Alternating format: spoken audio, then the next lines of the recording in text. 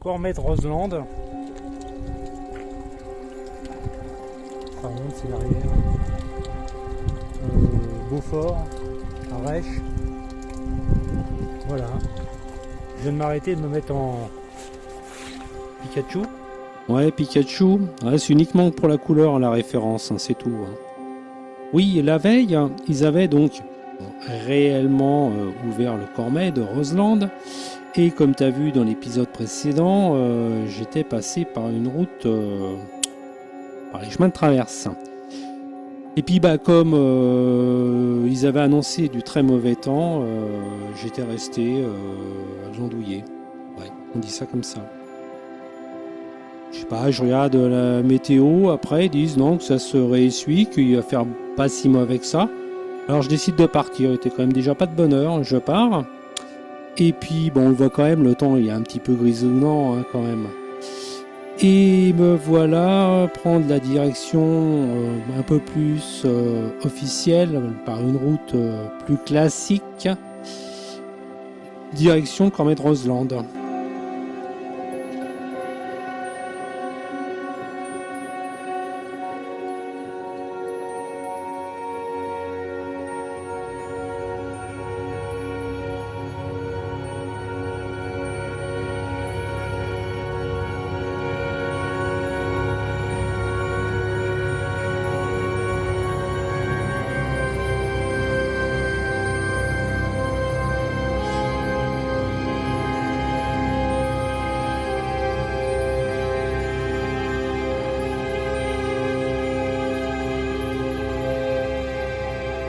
Oui, on s'aperçoit bien quand même que les nuages sont quand même bien sombres, il y a certains endroits là. Et je me dis que ça va peut-être pas tarder à ce que je m'en prenne une sur la tronche. Et puis tu connais le truc, hein, t'attends toujours un peu, tu te dis tiens il y a une goutte, une deuxième goutte, bon ça va peut-être le faire. Hein. Puis voilà ce qui arrive après. Hein. Voilà. Je viens de m'arrêter de me mettre en Pikachu. Ça commençait sérieusement à pleuvoir. Je m'arrête. Je me trouve une espèce de bicoque refuge fermé ou à peine à l'abri. Tu mets les super pantalons, tout, tu t'habilles et puis bien sûr quand tu ressors, il pleut plus. Hein.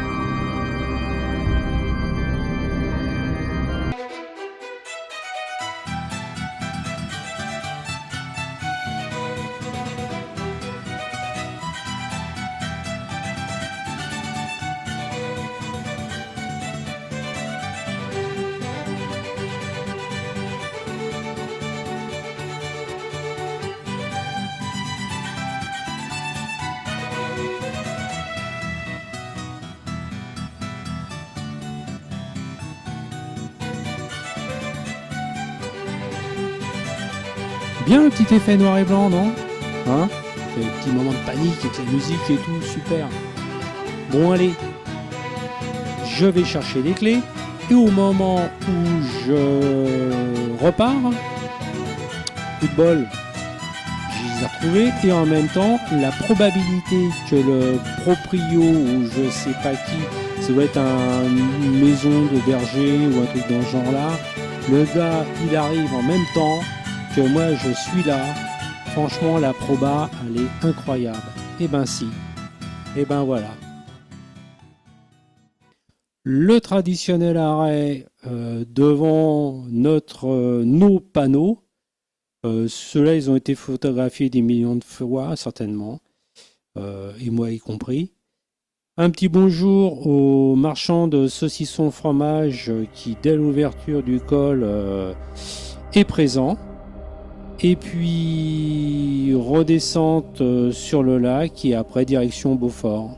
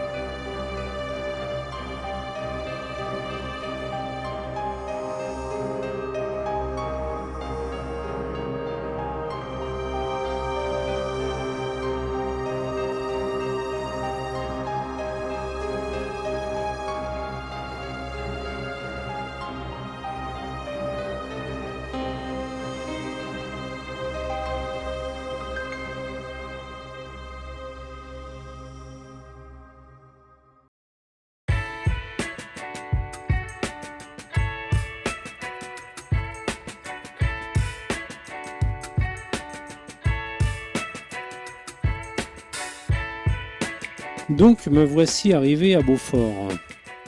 Direction Arèche pour refaire le tour par le col du Pré. Et puis je voulais monter aussi voir le lac de Saint-Guérin, essayer de faire un peu plus loin, d'aller un peu plus loin pour voir si ce qu'il y avait derrière mon fameux col d'avant-hier, de l'autre côté, comme la Lune. On voulait voir ce qu'il y a de l'autre côté. Moi aussi, je voulais voir, pas ce qu'il y a sur la Lune, bien sûr, mais ce qu'il y avait de l'autre côté, si j'avais bien fait de faire demi-tour, s'il y avait une possibilité de monter par ici, de ce côté-là. Donc me voilà, direction le lac de Saint-Guérin. Et puis après, j'avais l'intention de reprendre par le col du Pré pour retourner sur le barrage de Roseland, qui nous permet éviter de revenir sur Beaufort et de reprendre la route que j'avais prise à l'aller. Donc faire une route retour.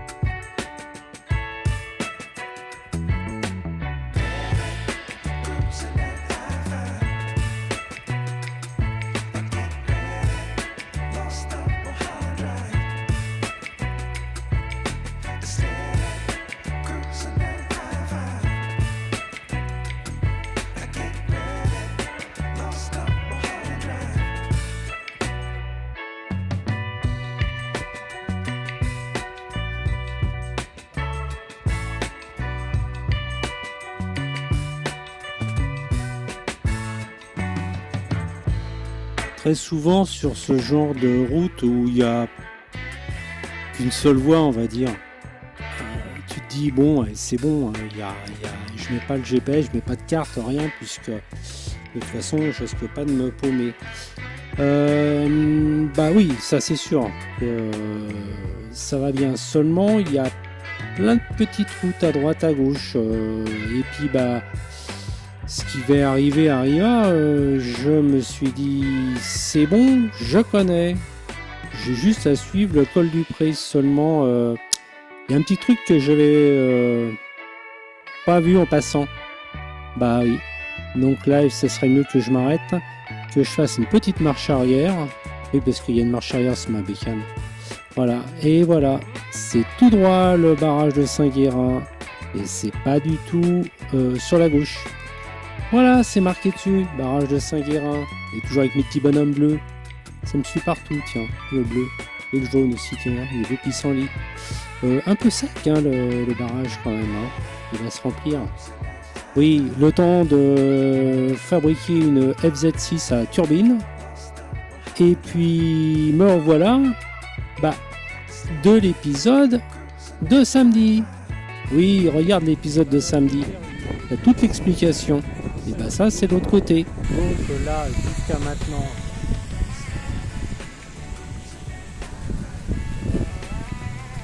il y avait une route.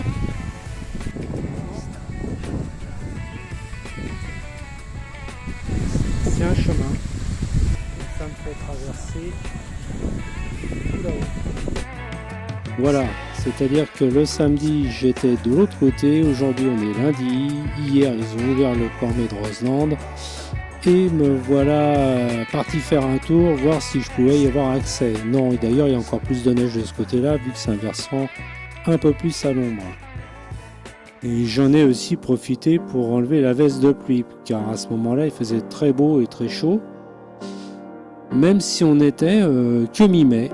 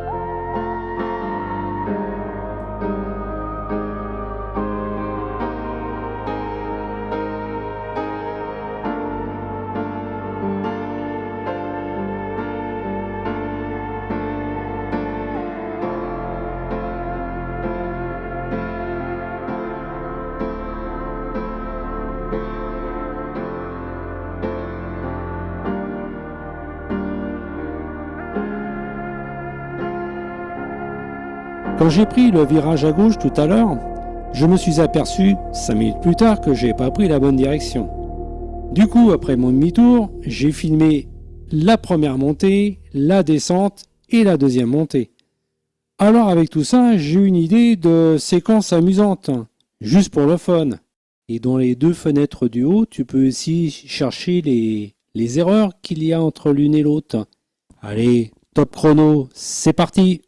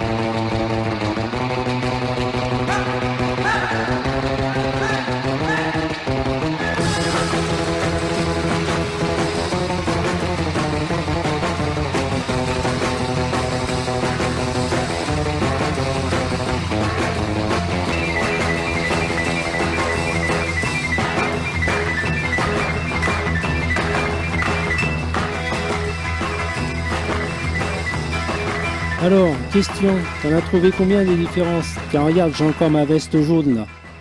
Hein, c'était la première montée. Tiens, en parlant de jaune, ah mais c'est incroyable le jaune. Le facteur par exemple. T'avais un autre personnage, une voiture qui descendait. Le coup de la vache. Tu connais pas le coup de la vache? Bah un coup il est debout, puis un coup il est couché. Eh oui, c'est le coup de la vache.